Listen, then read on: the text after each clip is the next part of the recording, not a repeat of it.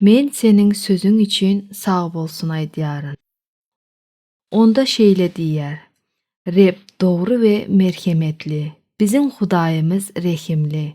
Reb goraýar sada insany. Tapdan düşenimde ol meni halas eýledi.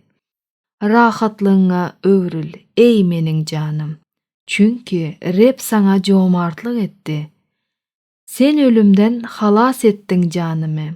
Göz ýaşlardan meniň gözümi, büdremekden aýaklarymy. Men diriler diyarında, Rebbin huzurunda gezerin. Zebur 114, 5-9. Sen meniň janymyň gorakçysy we men diňe saňa bil baglaýaryn. Men seniň öz sözüňde beren wadaň üçin sag bolsun aýdýaryn.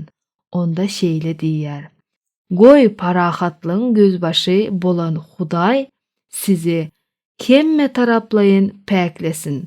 Rebbimiz İsa Mesih gelende ruhuňyz, janyňyz we bedeniňiz aýypsyz bolsun. Hudaý muny başarar, çünki sizi çağıran Hudaý ynamdardyr. 1 Salonikler 5:23-24. Ya Reb, men durmuşymy saňa tapşyrýaryn. İsa'nın gudratly ady bilen dileg edýärin we kabul edýärin. Amin.